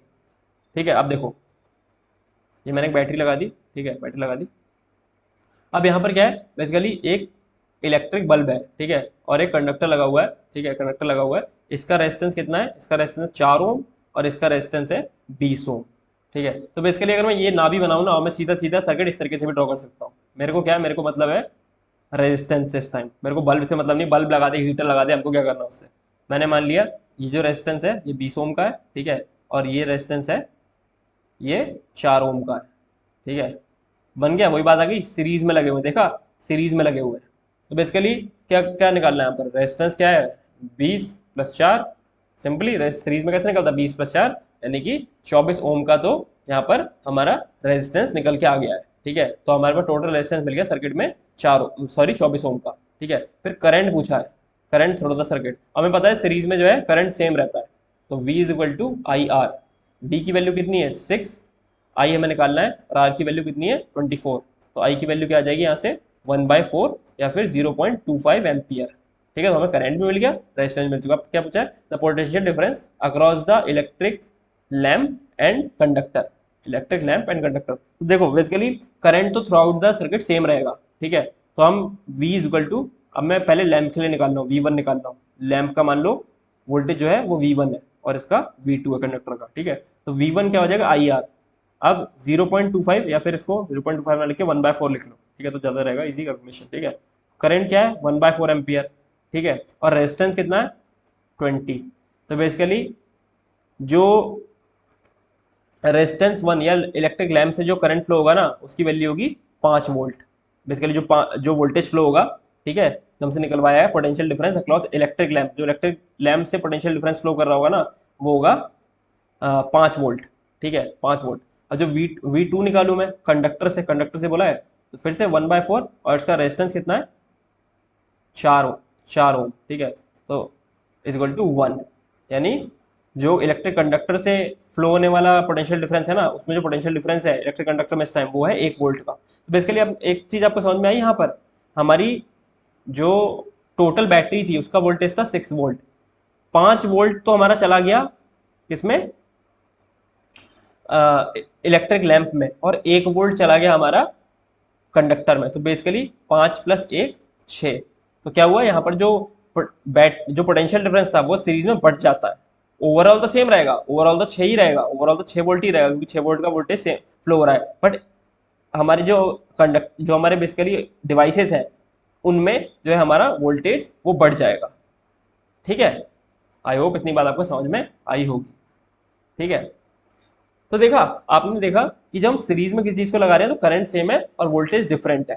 ठीक है, तो देखो जब हम किसी चीज को सीरीज में लगाते हैं ना, ठीक है, जैसे हमने लेट्स सपोज एक बल्ब हमने सीरीज में लगाया, ठीक है, और दूसरा बल्ब हमने सीरीज में लगाया, ठीक है, अगर ये वाला बल्ब किसी तरीके से फ्यूज हो जाता है ना तो सर्किट हमारा यहाँ से ब्रेक हो जाएगा, सर्किट हमारा यहाँ से ब्रेक हो जाएगा। ठीक है, तो जब हमारा जो दूसरा बल्ब है ना वो भी जलना बंद हो जाएगा क्योंकि सर्किट ब्रेक हो चुका है पहले वाले बल्ब के खराब होने से। वहीं अगर मैं पैरेलल में बात करूं, ठीक है, पैरेलल में बात करूं, तो जैसे एक बल्ब ये लगा है, ठीक है, दूसरा बल्ब ये पैरेलल में इस तरीके से लगा हुआ है। ठीक है, अब देखो एक करंट जो यहाँ से आ रहा है ना, ठीक है, जो करंट यहाँ से आ रहा है तो एक तो यहाँ चला जा रहा है और एक यहाँ चला जा रहा है। ठीक है, तो बेसिकली अगर ये चीज़ मैं हटा भी दूं ना यहाँ से, अगर मैं ये चीज़ हटा भी दूं यानी मैं बल्ब को फ्यूज कर दूं, फिर भी करंट जो है सर्किट में वो फ्लो होता रहेगा, वो फ्लो होता रहेगा। इसलिए जब हम घर में जो वायरिंग वगैरह करते हैं ना, वायरिंग वगैरह करते हैं वो पैरेलल में ही करी जाती है, पैरेलल में ही करी जाती है, जिससे कि अगर एक चीज़ खराब हो जाए, ठीक है, एक चीज़ खराब हो जाए दूसरी चीज़ जलती रहे। अगर आपका बल्ब खराब हो जाएगा रूम का, इसका मतलब ये नहीं आपका पंखा भी रुक जाएगा। अगर सीरीज में वायरिंग करोगे ना तो बल्ब से करंट होना, फ्लो होना जैसे ही बंद होगा ना दूसरे डिवाइस भी बंद हो जाएंगे। तो ये बात याद रखना, जो होम वगैरह में वायरिंग होती है, जैसे आप दिवाली वगैरह पे आपने देखा होगा जो हम झालर वगैरह लगाते हैं वो भी पैरेलल में ही लगाते हैं, ताकि एक झालर अगर फ्यूज हो जाएगी, ठीक है, एक झालर अगर फ्यूज हो जाएगी तो बाकी झालरें जलती रहेंगी। वहीं आप अगर सीरीज में लगा दोगे ना, ठीक है, तो अगर एक झालर फ्यूज हुई सारी झालरें बंद हो जाएंगी जलना। तो ये बात याद रखना, जो होम वगैरह में वायरिंग करी जाती है वो पैरेलल में करी जाती है। तो आई होप इतनी बात आपको पूरा सिस्टम समझ में आ गया होगा। मैंने अपनी समझाने की पूरी कोशिश करी है, तो आई होप मेरी जो कोशिश है वो सफल भी रही होगी। ठीक है, ऑलराइट। फिर यहाँ पर एक कॉन्सेप्ट होता है हमारा पावर का। ठीक है, तो पावर हम पहले भी पढ़ चुके हैं। पावर क्या होता है, एनर्जी अपॉन टाइम। ठीक है, या वर्क अपॉन टाइम को हम पावर भी कहते हैं। ठीक है, ये बात हम पहले चैप्टर में पढ़ चुके हैं। ऑलराइट, तो देखो पावर होता है क्या बोलते हैं, एनर्जी अपॉन टाइम या वर्क अपॉन टाइम। ठीक है, तो अभी हमने फॉर्मूला पढ़ा था V = W/Q। ठीक है, तो यहाँ से हम वर्क लिख सकते हैं, work = potential difference into charge. ठीक है, लिख सकते हैं। तो पावर क्या होता है, वर्क अपॉन टाइम। ठीक है, तो यहाँ से W की वैल्यू लिख सकता हूँ मैं V × Q/T। वर्क की W की वैल्यू क्या है, V × Q, तो V × Q लिख दिया। और हमें अभी हमने शुरू में फॉर्मूला पढ़ा था I = Q/T। इलेक्ट्रिक करंट क्या होता है, जैसे T वाला लिख देता हूँ मैं। इलेक्ट्रिक करंट क्या होता है, फ्लो ऑफ चार्ज पर यूनिट टाइम। यही तो इलेक्ट्रिक करंट बताया था मैंने आपको। तो Q/T की वैल्यू क्या हो जाएगी, I। तो P = VI। तो ये फॉर्मूला याद रखना पावर के लिए। पावर का फॉर्मूला ये भी होता है वोल्टेज इंटू करंट से भी हम पावर निकाल सकते हैं। ठीक है, पावर निकाल सकते हैं। ठीक है, फिर देखो, फिर जो हमारी एनर्जी है ना, अगर हमें एनर्जी निकालनी है, ठीक है, एनर्जी निकालनी है तो हम क्या करेंगे, पावर इंटू टाइम। अगर एनर्जी निकालनी है तो पावर इंटू टाइम, ये तो करेंगे। ठीक है, तो एनर्जी = पावर VI × T। ठीक है, ये एनर्जी जो होती है ना, ये एनर्जी यहाँ पर हम हीट के फॉर्म में लेते हैं। बेसिकली आपने एक बल्ब जला रखा है, ठीक है, बल्ब जला रखा है, तो देखो कुछ तो जो हमारा जो एनर्जी है जो बैटरी हमें दे रही है, ठीक है, कुछ एनर्जी तो हमारी यूज हो जाएगी उस बल्ब को जलाने में। ठीक है, उस बल्ब को जलाने में, और कुछ एनर्जी हमारी हीट के फॉर्म में वेस्ट हो जाएगी। हर चीज में ये होता है। अगर आप एक फैन चलाते हो ना, फैन चलाते हो उसको आप ज़्यादा देर तक चला के रखो तो आप देखोगे कि उसकी जो मोटर है वो भी हीट हो चुकी है। तो basically major proportion of the energy जो आप पावर सोर्स से डिराइव कर रहे हो, ठीक है, वो तो यूज हो जाएगा आपका उस मोटर को रोटेट करने के लिए, उस पंखे को चलाने के लिए, बट कुछ पार्ट जो है उसका हीट के फॉर्म में भी डिसिपेट हो जाता है, बेसिकली हीट के फॉर्म में भी निकल जाता है, ठीक है। इसे हम कहते हैं heating effect of electric current, heating effect of electric current, ठीक है। तो यहाँ से मैं ई की जगह में एच लिख लूँ, हीट को, एनर्जी को मैं हीट लिख लेता हूँ, ठीक है। तो यहाँ से लिखता हूँ H equal to V I T, same वही चीज़ है ना, ई की जगह वी लिख लिया मैंने, एच लिख लिया, ई की जगह एच लिख दिया, H equal to V I T, ठीक है। और क्या बोलते हैं, ठीक है, वी वी हमने अभी क्या पढ़ा था, वी हमने क्या पढ़ा था, वी होता है V equal to I R, ठीक है, V equal to I R होता है। तो यहाँ से मैं लिख सकता हूँ v की जगह मैं आई आर लगा दूंगा, I R into I into T, तो h equal to I square R T लिख सकता हूँ मैं, h equal to I square R T, ठीक है। तो मैं क्या मिटा दूँ यहाँ से मैं ये वाला चीज़ मिटा देता हूँ, ठीक है, वाली चीज़ मैं यहाँ से मिटा देता हूँ, ठीक है। तो अब आपको क्या याद रखना है, यहाँ पे आपको याद रखना है ये Joule's law of heating, Joule's law of heating, इसकी इक्वेशन क्या होती है, h equal to I square R T, क्या इसी को हम कहते हैं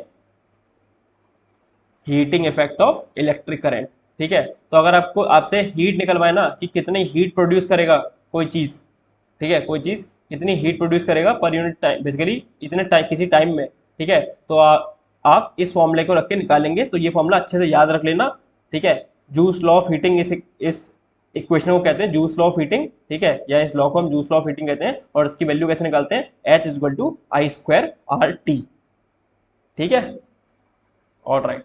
और इसमें एक चीज़ ये याद रखिएगा कि कहाँ गया power, power is equal to voltage into current, एक ये याद रखना है आपको, ठीक है, और एक ये आई स्क्वायर आर टी वाला याद रखना है, ठीक है। जब आपको ये दोनों चीज़ें याद रहेंगी ना, तो अगर आप फिर आपको ये तो पता ही V equal to I R, तो किसी भी तरीके से अगर वो पूछेगा तो आप इन वैल्यूज़ को इंटरचेंज करके निकाल पाओगे, ठीक है, ठीक है। और उस दिन मैंने आपको कमर्शियल एनर्जी की यूनिट बताई थी किलोवाट आवर, ठीक है। तो ये बात भी आप दोबारा से याद में रखेंगे कि जो कमर्शियल एनर्जी की यूनिट होती है वो किलोवाट आवर होती है, जिसको हम यूनिट भी बोलते हैं, कहते हैं ना कि आपके मीटर में इतना यूनिट आई है, फिर उस यूनिट के हिसाब से 7-8 रुपये जो भी आपके रेट चल रहा हो, 7 या 8 रुपये पर यूनिट रेट चल रहा हो, उसके हिसाब से आपके बिजली का बिल आता है, ठीक है। तो वो यूनिट यही होती है, ठीक है, जितनी आप एनर्जी कंज्यूम करोगे, ठीक है, ऑलराइट। फिर इस पर मैं क्वेश्चन करा के दिखाता हूँ तो आपको अच्छे से समझ में आ जाएगा। पहले हम क्वेश्चन देखते हैं जूल्स हीटिंग इफेक्ट पे, जूल्स लॉ ऑफ हीटिंग पे हम एक क्वेश्चन देखते हैं।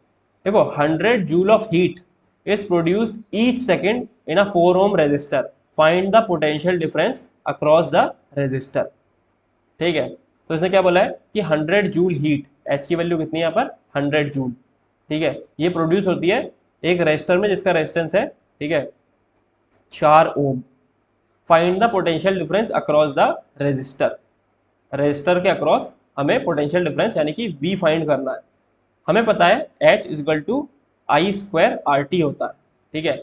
हमें ये भी पता है V equal to I R होता है, ठीक है। तो यहाँ हमें करंट का तो कोई यूज़ है नहीं, ठीक है, हमें पता करना है पोटेंशियल डिफरेंस, ठीक है। तो मैं लिखता हूँ I equal to V upon R, ठीक है। तो यहाँ से मैं लिख दूंगा I की जगह V अपॉन आर की वैल्यू पुट करूंगा, तो यहाँ पर whole square into R into T, ठीक है। वी स्क्वायर आर, एक आर से एक आर कट जाएगा, तो V square upon R into T, ठीक है। अब मेरे को ये तो पता करना है पोटेंशियल डिफरेंस, ठीक है। तो एच की वैल्यू क्या है यहाँ पर 100 जूल, ठीक है, 100 जूल है, तो 100 जूल है एच की वैल्यू। वी स्क्वायर पता करना है, टाइम कितना है ईच सेकेंड यानी कि 1 सेकेंड, ठीक है, अपॉन रेजिस्टेंस कितना है 4, ठीक है, 4। तो अगर मैं इसको इससे मल्टीप्लाई करूंगा तो ये आ जाएगा 400, वी स्क्वायर की वैल्यू 400, यानी जो पोटेंशियल डिफरेंस है वो कितना आ जाएगा 20 वोल्ट, ठीक है। तो मैंने आपको बता दी किस तरीके से आप इंटरचेंज करके भी, यहाँ तो आपसे हीट दे रखी थी, हो सकता है आपसे हीट निकलवा ले। अगर आपको फॉर्मूला पता है और V equal to I R पता है तो आप कोई भी क्वेश्चन देगा आपको सीडीएस में आप कर लोगे, इतने कोई टफ क्वेश्चन नहीं आते, सीधे सीधे क्वेश्चन आते हैं बिल्कुल, ठीक है, ऑल राइट। फिर हम अगला क्वेश्चन देख लेते हैं हमारे पावर वाले कॉन्सेप्ट पे, ठीक है। इसी तरह के क्वेश्चन इस बार भी सीडीएस में आया हुआ था, इस टाइप का क्वेश्चन, ठीक है। अभी क्या कह रहा है, एक electric refrigerator rated 400 what, power की यूनिट क्या होती है, वॉट, यानी कि पावर यहाँ पर कितना दे रखा है, 400 वॉट, ठीक है, 400 watt, operates 8 hour per day, हर दिन टाइम कितना दे रखा है, 8 hour per day, what is the 8 hours, what is the cost of energy to operate it for 30 days at ₹300 per kilowatt hour, ठीक है, ठीक है। तो यहाँ से हमें पावर की वैल्यू दे रखी है, तो एनर्जी क्या होती है, एनर्जी होती है, अभी मैंने बताया आपको, एनर्जी होती है पावर इंटू टाइम, ठीक है। तो पावर कितनी है, तो ये बात मैंने पहले ही बताई थी, वॉट में कभी भी मत यूज करना, यहाँ पर देखो किलोवाट है और टाइम तो हमारा आवर में ही है, तो यानी जो वॉट है उसको किलोवाट में कन्वर्ट कर लेना, ठीक है। हमेशा अगर मेंशन ना करा हो, अगर उसने मेंशन ना कर रखा हो, जैसे यहाँ पर इसने मेंशन कर रखा है किलोवाट आवर में, अगर मेंशन ना भी कर रखा हो ना, तो हमेशा एनर्जी की यूनिट आप किलोवाट आवर में ही निकाल लेंगे, क्योंकि वही एनर्जी की कमर्शियल यूनिट होती है, ठीक है। इसके साथ छेड़छाड़ नहीं करनी है, इसलिए 400 को हम किलोवाट में करेंगे तो कितना आ जाएगा, 0.4 किलोवाट, ठीक है, इनटू टाइम, टाइम कितना है, 8 आवर्स पर डे, ठीक है, 8 आवर्स पर डे, और कितने दिन तक निकालो, कितने दिन तक चला रहा है, 30 डेज तक, तो इसको 30 डेज को इसमें मल्टीप्लाई कर देंगे आप, ठीक है, क्योंकि पूरा टाइम है ना, एक दिन में 8 घंटा, अगर चाहे मैं ऐसे भी निकाल सकता हूँ, निकालने को मैं ऐसे भी निकाल सकता हूँ, एक दिन की यूनिट निकालूंगा, फिर उसको 30 से इंटू कर दूंगा कि 30 दिन में कितनी कितनी यूनिट बनेगी, मैंने आपको सीधा बता दिया करके, ठीक है, दोनों तरीके से निकाल सकते हो। तो यहाँ से हम पॉइंट हटा देंगे, तो क्या आ जाएगा, 4 3 12 और 12 8 कितना होता है, 96, तो हमारा 96 यूनिट जो है आपकी एनर्जी 30 दिन में एक रेफ्रिजरेटर बेसिकली यूज अप कर लेगा, ठीक है। और हमारा रेट क्या चल रहा है, एक यूनिट का रेट चल रहा है हमारा 3 रुपए, ठीक है। तो 96 यूनिट कितना हो जाएगा, 96 टाइम 3, तो कितना आ जाएगा, 93 270 और 6 3 18, यानी कि आपका 288 रुपीज आपको पे करने पड़ेंगे, ठीक है। फिर यहाँ पर आपका कुछ जो चीज़ बचती है, ठीक है, वो बचती है स्टेटमेंट वाइज, स्टेटमेंट कुछ बेसिकली कुछ फैक्चुअल डेटा है, वो आप लिख लेना, स्टेटमेंट की फॉर्म में आपसे क्वेश्चन पूछे जाते हैं यहाँ से, ठीक है, ठीक है। तो बेसिकली देखो आपको पता है कि जो आपका कंडक्टर होता है ना, ठीक है, कंडक्टर की कंडक्टिविटी सबसे ज़्यादा होती है, ठीक है। फिर आती है कि सेमी कंडक्टर, सेमी कंडक्टर इसकी कंडक्टिविटी जो होती है कंडक्टर से थोड़ी कम होती है, सबसे कम होती है इंसुलेटर की। तो ये हमको ये भी याद रखना है कि सबसे ज़्यादा कंडक्टिविटी होती है कंडक्टर की, उससे कम होती है बेसिकली इंसुलेटर सेमीकंडक्टर की, और सबसे कम कंडक्टिविटी होती है इंसुलेटर की। इंसुलेटर बेसिकली कंडक्ट ही नहीं करता है इलेक्ट्रिक करंट या इलेक्ट्रिक चार्ज को। फिर नेक्स्ट चीज क्या है, बोथ रेजिस्टेंस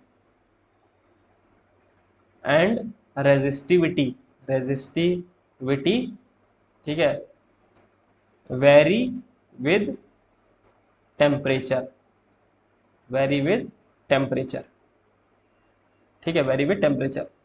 जो रेजिस्टेंस हमारा आर और रेजिस्टिविटी हमारी रो, ये टेम्परेचर पे डिपेंडेंट होती है, टेम्परेचर के साथ वेरी करते हैं, टेम्परेचर के साथ वेरी करते हैं ये चीज़, ठीक है, ठीक है। अब जब हमने रेजिस्टेंस और रेजिस्टिविटी का डिपेंडेंस देखा टेम्परेचर पे, तो ये एक बात यहाँ पर याद रखना, जो कंडक्टर होते हैं ना, conductors resistance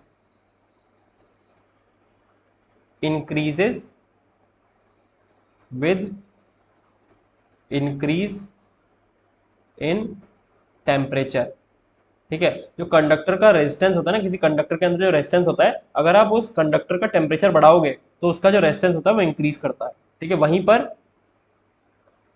resistance of semiconductor and insulator decreases with increase in temperature. और जो सेमीकंडक्टर होते हैं ना और इंसुलेटर होते हैं, उनका जो रेजिस्टेंस होता है वो टेम्परेचर बढ़ाने के साथ डिक्रीज होता है, ठीक है। तो ये बात दोनों पॉइंट अच्छे से याद रखना कि जो कंडक्टर का रेजिस्टेंस टेम्परेचर बढ़ाने के साथ इंक्रीज करता है, और सेमीकंडक्टर और इंसुलेटर का रेजिस्टेंस टेम्परेचर को बढ़ाने के साथ डिक्रीज करता है, यानी कम होता है, ठीक है, ठीक है। फिर जो नेक्स्ट पॉइंट आता है आपका, ठीक है, ये पूछा हुआ पॉइंट है, ठीक है, रेजिस्टिविटी ऑफ एलॉय ठीक है, alloys is greater than its constituent metals resistivity। Basically जो एलाइज होते हैं ना, वो आपको पता है कि दो मेटल से बनेंगे या एक मेटल एक नॉन मेटल को मिलाने से बनेंगे, ठीक है। तो जो एलॉय की रेजिस्टिविटी होती है ना, वो उसके कॉन्स्टिट्यूएंट मेटल्स, ठीक है, कॉन्स्टिट्यूएंट मेटल्स से ज़्यादा होती है, ठीक है। ठीक है, जैसे कि अगर मैं बात करूं, जो हमारा ब्रास होता है ना, ब्रास, ठीक है, ब्रास किसका बना होता है? कॉपर प्लस जिंक का। इसकी मैंने ट्रिक भी बताई थी आपको, पिताजी, पीतल यानी कि ब्रास, ठीक है, और ता से तांबा यानी कॉपर, और जी से जिंक, ठीक है। तो जो ब्रास की रेजिस्टिविटी होगी ना, रेजिस्टिविटी, ठीक है, वो कॉपर एंड जिंक की रेजिस्टिविटी से ज़्यादा होगी। तो आई होप अब आपको पूरा अच्छे से समझ में आ गया होगा, ठीक है। ऑलराइट, तो जो एलॉयस की रेजिस्टिविटी होती है वो उसके कॉन्स्टेंट मेटल की रेजिस्टिविटी से ज़्यादा होती है, ठीक है। इसीलिए जो एलॉय होते हैं ना, they do not burn readily, इसलिए जल्दी जलते नहीं है, इसलिए इनका काम हम कहाँ, इसलिए मैंने कहाँ यूज़ करते हैं, use in electrical heating devices, devices like iron हो गया, टोस्टर हो गया, ठीक है। इन्हें इलेक्ट्रिकल हीटिंग वाले जो डिवाइस होते हैं, आयरन, टोस्टर, और जैसे कि आपके रूम हीटर्स वगैरह होते हैं, ठीक है, उसमें इनका हम यूज़ करते हैं, ठीक है। फिर एक होता है टंगस्टन, टंगस्टन, टंगस्टन का हम यूज़ करते हैं बल्ब में, बल्ब का जो फिलामेंट होता है ना, बल्ब का फिलामेंट, ये बात याद रखना, बल्ब का फिलामेंट टंगस्टन का बना होता है, ठीक है। तो आई होप आपको इतनी बात समझ में आ गई होगी, ठीक है। ऑलराइट, फिर मैं आपको कुछ कंडक्टिविटी ऑर्डर लिखा रहा हूँ, ठीक है, कंडक्टिविटी ऑर्डर लिखा रहा हूँ, कंडक्टिविटी ऑर्डर, ठीक है, कंडक्टिविटी ऑर्डर लिखा रहा हूँ, ठीक है, तो उनको आप लिख लो, ठीक है। ये ऑर्डर सीधे आपसे पूछ लेगा। कंडक्टिविटी ऑर्डर है सिल्वर, कॉपर, एल्यूमिनियम, टंगस्टन को हम डब्ल्यू से रिप्रेजेंट करते हैं, टंगस्टन, या लिख लो यहाँ पे टंगस्टन, जिससे आपको याद रहेगा टंगस्टन, ठीक है, TUNGSTEN, टंगस्टन। फिर आती है निकल, फिर आती है आयरन, फिर आती है क्रोमियम, फिर आती है मरकरी, ठीक है, फाइनली आती है आपका मैंगनीस, ठीक है। तो सबसे ज़्यादा कंडक्टिविटी किसकी होती है? कॉपर की, देन सिल्वर की। ये बात आपने पहले पढ़ रखी है, ठीक है, ये बात आपने पढ़ भी रखी है। कनेक्टिविटी सबसे ज़्यादा किसकी आई होती है? कॉपर एंड सिल्वर की। वहाँ पर तो कॉपर एंड सिल्वर रखा था, लेकिन कॉपर और सिल्वर में भी देखना हो तो सबसे ज़्यादा सिल्वर की, देन कॉपर की, देन एल्यूमिनियम की, देन टंगस्टन की, देन निकल की, देन आयरन की, देन क्रोमियम की, देन आपकी मरकरी की, और फाइनली आपके मैंगनीज की, ठीक है। तो अगर मैं इसको ट्रिक दूँ तो मैंने यार एक ऐसी ट्रिक बना ली थी, दे देता हूँ, याद रखने में चाहिए। देखो, एजी से यानी एंग्री, ठीक है, कॉपर से यानी मैंने कॉप लिया, एंग्री कॉप, एल्यूमिनियम से लिया मैंने एल्बर्ट, ठीक है, टंगस्टन यानी डब्ल्यू से लिया मैंने वॉन्ड्स, ठीक है, निकल से लिया मैंने निकोल, ठीक है, आयरन का एफई से लिया मैंने एफई, ठीक है, क्रोमियम से लिया मैंने कार, मरकरी से लिया मैंने, मरकरी को मैंने बोला हैविंग, यानी एच और जी, मरकरी, और मैंगनीज का बनाया मैंने मैंगोस, ठीक है। तो इसकी ट्रिक याद कर सकते हो, angry cop Albert bonds nickel ferry, nickel ferries car having mangoes, angry cop Albert bonds nickel ferries car having mangoes. तो आई होप इससे आपको मदद मिलेगी याद रखने के लिए इस ऑर्डर को, ठीक है। फिर हमारे कुछ बेसिकली एलॉयज हैं, ठीक है, कुछ एलॉयज हैं, उनकी कंडक्टिविटी का ऑर्डर याद रखना, कंडक्टिविटी का, एलॉयज कंडक्टिविटी ऑर्डर का याद रखना, ठीक है। पहला है हमारा मैंगनीन, मैंगनीन, मैंगनीन किस किस से बनता है? Copper plus nickel plus manganese से। फिर आता है आपका कॉन्स्टेंटन, कॉन्स्टेंटन, ठीक है, ये बनता है आपका कॉपर प्लस निकल से, ठीक है। और फिर आता है आपका नाइक्रोम, नाइक्रोम, ये बनता है आपका nickel plus chromium plus manganese plus iron से। ठीक है, तो इनकी कंडक्टिविटी का ऑर्डर है सबसे ज़्यादा मैंगनीज की, उससे कम कॉन्स्टेंटन की, और सबसे कम नाइक्रोम की। ठीक है, तो इसका ऑर्डर जैसे आपका एक सिंगर नहीं, क्या नाम है उसका, MC स्टैन। ठीक है, तो अब इसको याद कर लेना, MC नाइक्रोम। ठीक है, MC नाइक्रोम, मैंगनीन, कॉन्स्टेंटन और then nichrome, MC nichrome, manganese, constantan और नाइक्रोम, इनकी ये कंडक्टिविटी का ऑर्डर है। ठीक है, इनकी कंडक्टिविटी का ये ऑर्डर है। ठीक है, तो बेसिकली ना देखो, ठीक है, फिर मैं आपको एक बात बताता हूँ। ठीक है, जो कंडक्टिविटी होती है ना, कंडक्टिविटी वो इन्वर्सली प्रोपोर्शनल होती है रेजिस्टिविटी के। रेजिस्टिविटी, ये बात आपको बेसिकली समझ में भी आ रही होगी, रेजिस्टिविटी, रेजिस्टिविटी के। ठीक है, तो ये बात आपको समझ में आ रही होगी कि अगर कोई चीज़ किसी चीज़ को जितना ज़्यादा रेजिस्ट करेगी ना, वो उतना ही ज़्यादा तो उस चीज़ को कंडक्ट कर पाएगी। ठीक है, और कोई चीज़ किसी चीज़ को जितना ज़्यादा कंडक्ट करेगी, उसकी रेजिस्टिविटी उतनी ही कम होगी। ठीक है, उसकी रेजिस्टिविटी उतनी ही कम होगी। तो ये बात आपको समझ में आ रही होगी कि अगर कंडक्टिविटी का ऑर्डर ये है, अगर कंडक्टिविटी का ऑर्डर इस डायरेक्शन में है कि सिल्वर, कॉपर, एल्यूमिनियम, तो रेजिस्टिविटी का जो ऑर्डर होगा ना वो इसका उल्टा होगा। यानी सबसे ज्यादा रेजिस्टिविटी किसकी होगी, मैंगनीज की, उससे कम किसकी होगी, मरकरी की, उससे कम किसकी होगी, क्रोमियम की, उससे कम किसकी होगी, आयरन की। तो बेसिकली आपको कंडक्टिविटी का अगर ऑर्डर याद है और आपसे अगर रेजिस्टिविटी का ऑर्डर पूछ ले, तो आप बस इस ऑर्डर को उल्टा कर देना। क्योंकि जो चीज़ किसी चीज़ को कितना ज़्यादा मना करेगी ना, ठीक है, जो चीज़ किसी चीज़ को फ्लो करने नहीं देगी, ठीक है, तो उसकी कंडक्टिविटी कम, उसकी कंडक्टिविटी उतनी ही कम होगी।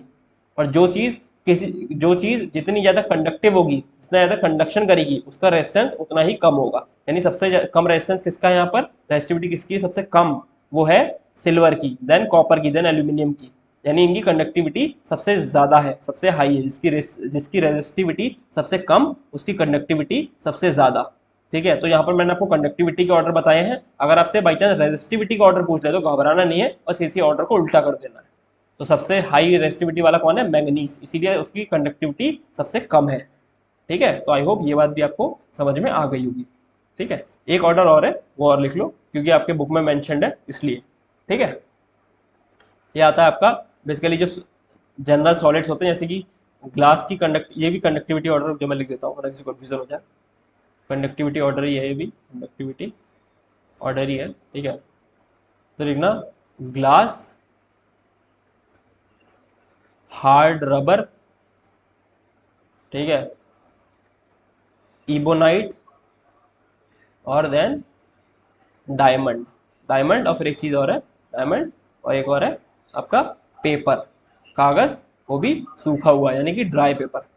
तो कंडक्टिविटी सबसे ज़्यादा किसकी है इन सब में, इन सब के कंपैरिजन किसकी है, सबसे ज़्यादा ग्लास की है, देन हार्ड रबर की है, इबोनाइट की है, डायमंड की है, ड्राई पेपर की है। तो ये आप एक ऑर्डर भी याद रखेंगे, तो बाई चांस अगर इस ऑर्डर में पूछता है और थोड़ा भी ऊपर नीचे करता है तो आप बता पाओगे। ठीक है, ऑलराइट। फिर एक पॉइंट और यहाँ पर फाइनल पॉइंट देख लो, फ्यूज यूजेज। फ्यूज यूजेज, ठीक है, फ्यूज यूजेज। फ्यूज यूज तो बेसिकली फ्यूज क्या होता है, फ्यूज एक डिवाइस होता है ना, ठीक है, वो एक सर्टेन करंट को, ठीक है, अपने अंदर से, अपने से फ्लो करवाता है, करवाता है, एक सर्टेन अमाउंट ऑफ करंट को अपने से फ्लो करवाता है। जब जो करंट की वैल्यू है ना, वो उस जो जिस अमाउंट के करंट को ये फ्यूज फ्लो करवा सकता है, अगर उससे बड़ी हो जाती है ना, तो ये फ्यूज मेल्ट हो जाता है और सर्किट ब्रेक्स। ये बात सबको पता है कि फ्यूज से जब करंट, उसकी वैल्यू से एक्सेसिव करंट फ्लो हो जाता है, तो वहां पर वो चीज़ फ्यूज मेल्ट हो जाती है और आपका सर्किट ब्रेक हो जाता है, ताकि जो आपके अप्लायंस वगैरह है उनको नुकसान होने से बचाया जा सके। ठीक है, तो लेट्स सपोज आपका कोई डिवाइस है या कोई अप्लायंस है, ठीक है, डिवाइस है, वो 4.6 एम्पियर पे उसको करंट चाहिए, 4.6 या 4.5 एम्पियर पे ऑपरेट होता है। तो जो आप इस डिवाइस के लिए फ्यूज यूज करेंगे ना, इस डिवाइस के लिए फ्यूज यूज करेंगे, वो 5 एम्पियर का यूज करेंगे। ठीक है, बेसिकली जो फ्यूज की वैल्यू होगी ना, वैल्यू ऑफ फ्यूज, ठीक है, must be slightly slightly greater than the requirement of device, than the requirement of device. ठीक है, तो आई होप ये बात भी आपको समझ में आ गई होगी।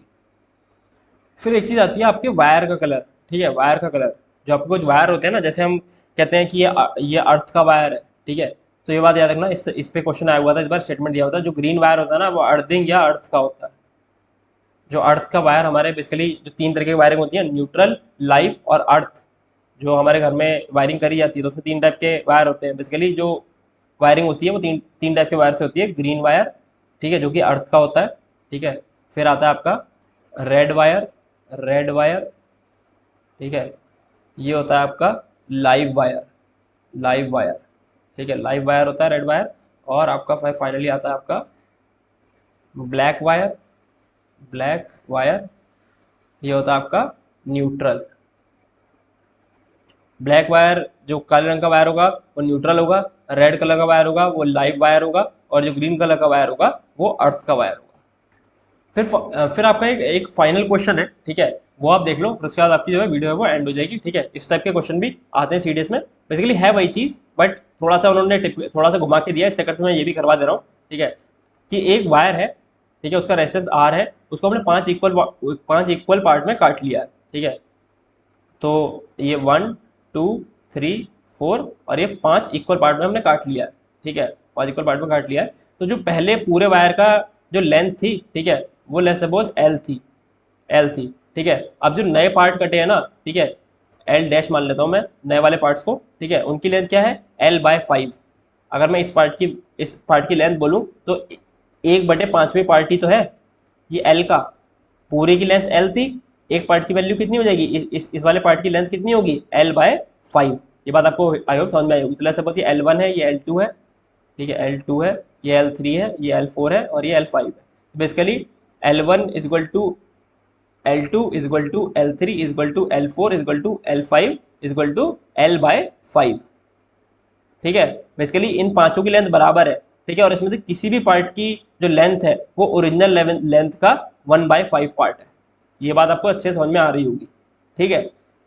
ठीक है, अब इनसे हमसे बोले कि जितने भी आपने पार्ट काटे ना इनको पैरेलल में लगा दिया है, तो आपने इस तरीके से इनको पैरेलल में लगा दिया है, ठीक है, इनको आपने इस तरीके से जो है पैरेलल में ज्वाइन कर दिया, ठीक है। अब हमसे पूछ रहा है कि अब इनको जब हमने पैरेलल में जोड़ा है ना तो इनका नया रेजिस्टेंस क्या होगा, ठीक है, नया रेजिस्टेंस आर डैश, ठीक है।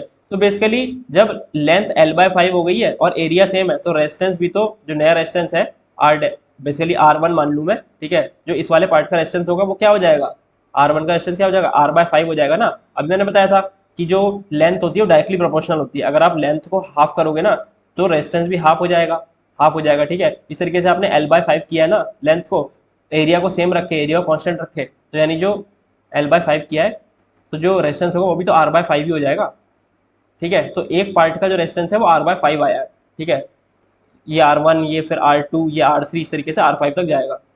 फिर हम निकालेंगे 1/R डैश, पैरेलल में ऐसे निकालते हैं, 1/R1 plus 1/R2 plus 1/R3 plus 1/R4 plus 1/R5, ठीक है। तो 1/R dash is equal to R1 की वैल्यू क्या है, R/5, इस तरीके से R2 की वैल्यू क्या है, R/5, सॉरी यहाँ पर इसे, फिर R3 की वैल्यू क्या है, 1/R3 की वैल्यू क्या है, यहाँ पर R3 की वैल्यू क्या आ जाएगी, R/5, ठीक है। इसी तरीके से प्लस R/5 प्लस 1/R/5, ठीक है, ऑलराइट, ठीक है।